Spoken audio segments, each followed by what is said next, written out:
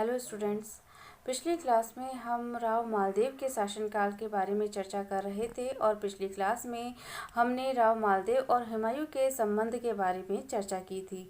आज की क्लास में हम मालदेव और शेरशाह सूरी के संबंधों के बारे में चर्चा करेंगे और मुख्य रूप से हम सुमेल युद्ध के बारे में आज की क्लास में बात करेंगे।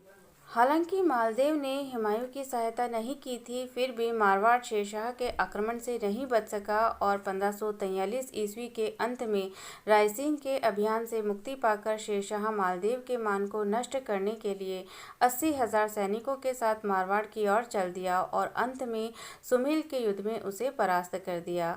बात करें हम सुमेल युद्ध के कारणों की, तो पहला कारण हमें जो नज़र आता है वो है शेरशाह और मालदेव का महत्वाकांक्षी होना।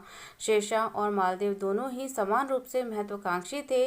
मालदेव ने अपनी वीरता से केवल जोधपुर और सोजत को ही प्राप्त किया था, लेकिन उसने अपने छल बल से स्वजातीय बंधुओं की स्वतंत्रता को समाप्त कर अपने साम्राज्य का इतना विस्तार किया कि उसकी सीमा शेरशाह के साम्राज्य से जा टकराई थी। शेरशाह भी अत्यंत सामान्य स्थिति से उन्नति करता हुआ मुगल राज्य को प्राप्त करने में सफल हुआ था और अपनी इस उपलब्धि में उसने बल की अपेक्षा छल का अधिक सहारा लिया था। तो इससे ये स्पष्ट होता है कि दोनों ही महत्वाकांक्षी और साम्राज्यवादी शासक थे और यही वजह थी कि दोनों का प्रतिद्वंदी युद्ध होना स्वाभाविक था।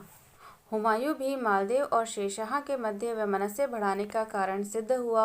कन्नौज के युद्ध के बाद शेरशाह ने सत्ता तो प्राप्त कर ली थी, लेकिन दूरदर्शी होने के कारण वो बाबर के वंश को पूरी तरह से समाप्त कर देना चाहता था।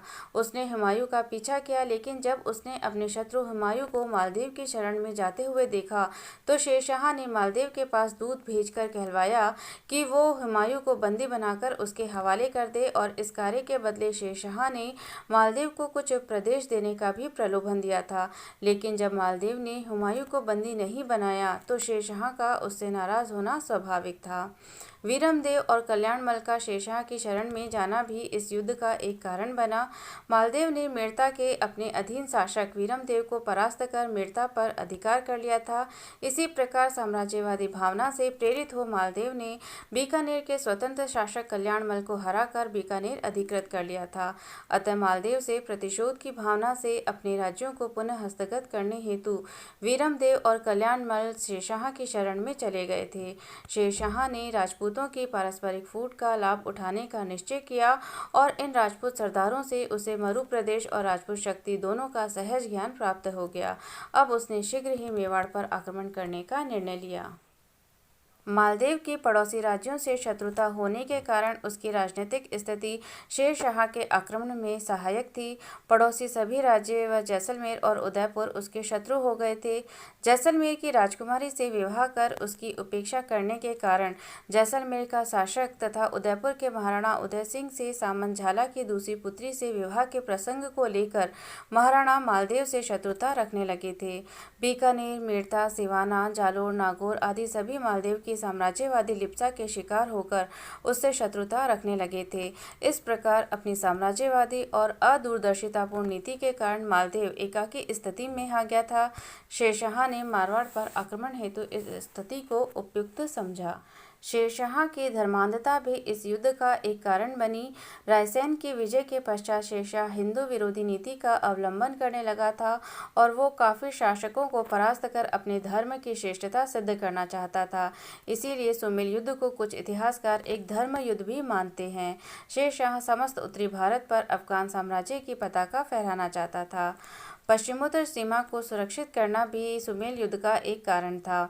शेरशाह से पराजित हो हुमायूं सिंध, मारवाड़ और पश्चिमोत्तर दिशा में भाग गया था और अपने खोए साम्राज्य को पुनः प्राप्त करने का प्रयत्न कर रहा था। इसीलिए शेरशाह अपने नवगठित साम्राज्य को पश्चिमोत्तर दिशा से सुरक्षित रखने हेतु मारवाड़ को हस्तगत करना चाहता था। अब हम बात करते हैं सुमेल युद्ध की घटनाओं की।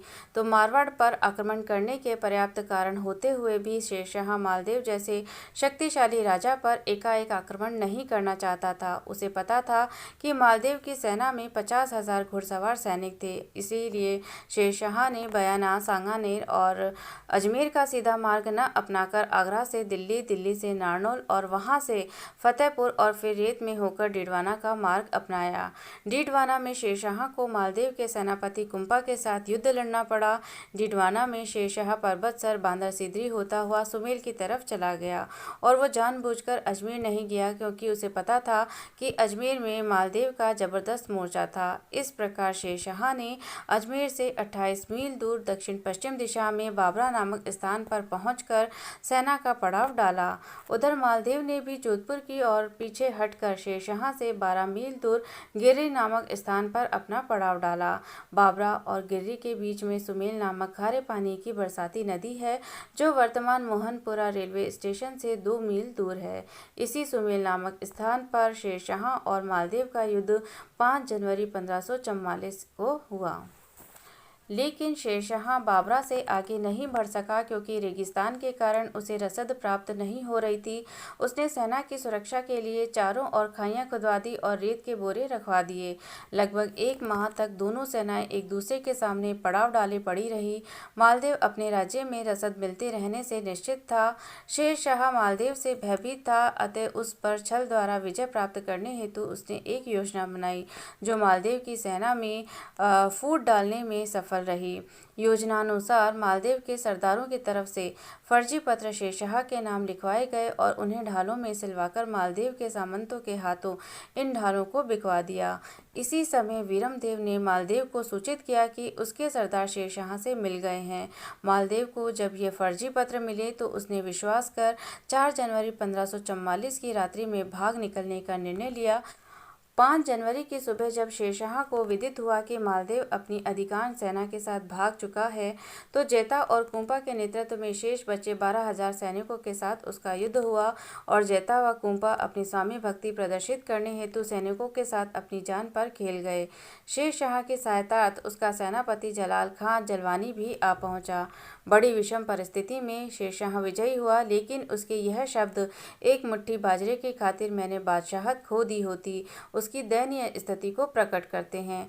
वस्तुतः यदि शेरशाह की छलपूर्ण योजना सफल न होती और मालदेव अदूरदर्शिता दिखाकर भाग खड़ा न होता तो निश्चित रूप से शेरशाह मालदेव से पराजित हो दिल्ली की बादशाहत खो बैठता। अतः सुमेल युद्ध एक निर्णायक युद्ध सिद्ध हुआ और इस युद्ध के पश्चात शेरशाह ने अजमेर पर अधिकार कर लिया। उसने मेड़ता पर अधिकार करके वीरमदेव को सत्तासीन किया और बीकानेर कल्याणमल को सौंप दिया। इसके बाद वो नागौर होते हुए जोधपुर की ओर बढ़ा। मालदेव सिवाना के पर्वतीय क्षेत्र में चला गया और शेरशाह द्वारा जोधपुर पर अधिकार कर लिया गया। उसने खवास खान को वहां का अधिकारी नियुक्त कर दिया। जोधपुर के दुर्ग पर शेरशाह का अधिकार 1 वर्ष रहा और इस अंतराल में जोधपुर में 2 मस्जिदें बनवाई गईं।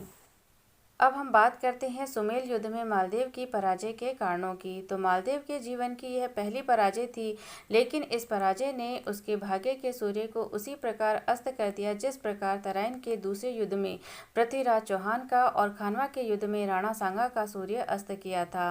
मालदेव के इस युद्ध में परास्त होने के प्रमुख कारणों में पहला जो कारण था वो था मालदेव की पड़ोसी राज्यों से शत्रुता। वीरमदेव राव कल्याणमल जैसे मालदेव के पड़ोसी शत्रु शासकों ने मालदेव की सैनिक निर्बलताओं से शेरशाह को अवगत करा दिया था, अतः उसे युद्ध में इसका फायदा मिला। शेरशाह की कूटनीति भी मालदेव की पराजय का कारण बना और शेरशाह की कूटनीति के फलस्वरूप मालदेव अपने विश्वास पात्र को विश्वासघाती समझकर युद्ध आरंभ होने से पूर्व ही अपनी मुख्य सेना सहित युद्ध के मैदान से चला गया और मालदेव की विशाल सेना 2 भागों में विभक्त हो गई। बचे हुए 12,000 सैनिकों के लिए शेरशाह के नेतृत्व में लड़ रहे 80,000 सैनिकों को परास्त करना एक दुष्कर काम था। शेरशाह का तोपखाना भी उसकी विजय का एक कारण बना और उसके शक्तिशाली तोपखाने के आगे राजपूतों के तीर और तलवार कुछ चमत्कार नहीं दिखा सके। मालदेव के पलायन करने के बाद क्रोध के आवेश में आकर जेता और कुंपा शेरशाह की सेना पर आक्रमण करने के लिए रात्रि को ही रवाना हो गए, लेकिन उन्हें रात्रि में शेरशाह की सेना का डेरा नहीं मिला और प्रातः जब राठौड़ सेना सुमेल नदी के तट पर पहुंची तो अफगान सेना युद्ध के लिए तैयार हो चुकी थी। अतः राठौड़ों को रात्रि में शत्रु शिविर का न मिलना भी शेरशाह के विजय का एक कारण बना। जलाल खां जुलानी का समय पर सेना लेकर आना भी शेरशाह की विजय का एक कारण कहा जा सकता है। यदि सुमेल युद्ध के परिणाम की बात की जाए तो इसका पहला परिणाम जो हमें दिखाई देता है वो है अफगान साम्राज्य का सुदृढ़ होना। मालदीव के युद्ध क्षेत्र से पलायन कर जाने के कारण शेरशाह द्वारा सुमेल युद्ध में विजय हासिल करने के उपरांत अब उत्तर भारत में उसकी सत्ता को चुनौती देने वाला कोई शासक नहीं रहा और अफगान साम्राज्य सुदृढ़ हुआ। राणा सांगा के उपरांत मालदीव अकेला ऐसा शक्तिशाली शासक था जो उत्तर भारत में हिंदू साम्राज्य स्थापित करने की महत्वाकांक्षा रखता था। सुमेल युद्ध ने राजपूत शक्ति का ह्रास आरंभ कर दिया और इस युद्ध ने मुस्लिम सम्राटों की राजस्थान पर प्रभुसत्ता और राजपूत सामंतों का नया अध्याय आरंभ कर दिया। इस युद्ध के परिणाम स्वरूप मुस्लिम शासकों की छल प्रपंचपूर्ण राजनीति का आरंभ हुआ। सुमेल युद्ध ने राजपूतों की धर्म युद्ध, शरणागत वत्सलता और सरल नीति का खोखलापन सिद्ध कर मुस्लिम शासकों की फूट डालो और शासन करो की कुटिल राजनीति का वर्चस्व स्थापित किया। अब हम बात करते हैं मालदीव की मारवाड़ पुनर्विजय की। तो शेरशाह की मृत्यु की सूचना मिलते ही मालदीव ने अफगानों को खदेड़ना आरंभ कर दिया। 1546 ईस्वी में उसने जोधपुर पर अधिकार कर उसके बाद फलौदी, पोखरण, सातलमीर पर भी अपना अधिकार कर लिया। 1552-53 ईस्वी में संघर्ष के उपरांत जैसलमेर द्वारा भी अधीनता स्वीकार कर ली गई। जालोर को भी मारवाड़ में फिर से सम्मिलित कर लिया गया, लेकिन 1553 ईस्वी में उसे मेड़ता पर आक्रमण में पराजय का मुंह देखना पड़ा। शेरशाह ने अजमेर में हाजी खां को सूबेदार नियुक्त किया था, लेकिन शेरशाह की मृत्यु के बाद जब हुमायूं ने पुनः दिल्ली आगरा पर अपना अधिकार कर लिया, तब मेवाड़ के महाराणा उदय सिंह ने हाजी खां को हराकर अजमेर पर अपना अधिकार कर लिया। कुछ वर्ष बाद मेवाड़ से संबंध बिगड़ने पर हाजी खां ने मालदीव की अधीनता स्वीकार कर सहायता की प्रार्थना की। मालदीव और हाजी खां ने मेवाड़ की सेना को परास्त कर खदेड़ दिया। 1557 ईस्वी में मेड़ता भी मालदीव के अधिकार में आ गया। इस प्रकार मालदीव द्वारा संपूर्ण मारवाड़ पर अधिकार कर लिया गया। यदि मालदीव और अकबर के बीच संबंधों की हम बात करें तो हुमायूं का उत्तराधिकारी अकबर एक महत्वाकांक्षी शासक था, जिसने 1557 ईस्वी में हाजी खां से अजमेर छीनने के लिए एक सेना भेज दी। हाजी खां भागकर जैतारण चला गया और पीछा करती हुई मुगल सेना ने अजमेर और जैतारण पर अधिकार कर लिया। मालदीव द्वारा मेड़ता से निकाले गए जयमल राठौड़ ने अकबर से मेड़ता वापस दिलाने की प्रार्थना की। उसकी प्रार्थना पर अकबर ने अजमेर के सूबेदार शरफुद्दीन मिर्जा के अधीन एक सेना भेज दी। मेड़ता पर मुगलों का अधिकार हो गया। अकबर ने इसे फिर से जयमल को दे दिया और नवंबर 1562 ईस्वी को मालदीव का स्वर्गवास हो गया। बात की जाए मालदीव के मूल्यांकन की तो मालदीव एक कुशल सेनानायक था और उसने सुमेल युद्ध के अलावा किसी युद्ध क्षेत्र में पलायन नहीं किया था। राणा सांगा द्वारा राजपूतों ने उत्तरी भारत में राजनीतिक वर्चस्व स्थापित करने का प्रयास किया, लेकिन खानवा के युद्ध में राणा सांगा की पराजय से उत्पन्न शक्ति शून्यता को समाप्त कर मालदीव द्वारा राणा सांगा के अधूरे कार्य को पूर्ण करने का प्रयास किया गया। मालदीव एक कुशल कूटनीतिज्ञ भी था। पहले उसने शेरशाह के विरुद्ध हुमायूं को सहायता हेतु निमंत्रण भेजा, लेकिन जब हुमायूं द्वारा अनावश्यक विलंब के कारण स्थितियां बदल गई तो उसने जोधपुर आए हुए हुमायूं की सहायता न करके सुरक्षित निकल जाने दिया। सुमेल युद्ध के बाद अनावश्यक शक्ति नष्ट न कर वह पहाड़ी क्षेत्र में चला गया, लेकिन शेरशाह की मृत्यु के उपरांत पुनः शक्ति संचय कर मारवाड़ से अफगानों को निकाल दिया। मालदीव साहित्यकारों, कवियों, चारणों का संरक्षक भी था और उसके राज्य काल में आसिया के दोहे, आशा बारहट के गीत, ईसरदास के सोठे, रतन सिंगरी वैली, जीन रात्रि कथा आदि अनेक महत्वपूर्ण साहित्यिक ग्रंथ लिखे गए। संस्कृत भाषा में लघु स्तव राज की रचना भी हुई। मालदीव द्वारा कुंभकालीन स्थापत्य और मुस्लिम स्थापत्य शैली से प्रभावित हो जोधपुर, फलौदी, पोखरण, रायपुर, मेड़ता, सिवाना, अजमेर, बीकानेर के परकोटे और किलों का निर्माण कराया गया। उसने बहुत सारे मंदिर, छतरियां, ताल आदि का भी निर्माण करवाया, परंतु मालदीव के व्यक्तिगत चरित्र में अनेक अवगुण भी थे। उसने अपनी स्वजातीय राठौड़ बंधुओं का राज्य भी राज्यलिप्सा से अभिभूत हो छीन लिया। वो हठी, क्रोधी और शंकालु था और उसकी चारित्रिक कमी के कारण उसकी रानी उमा दे उससे जीवन भर रूठी रही।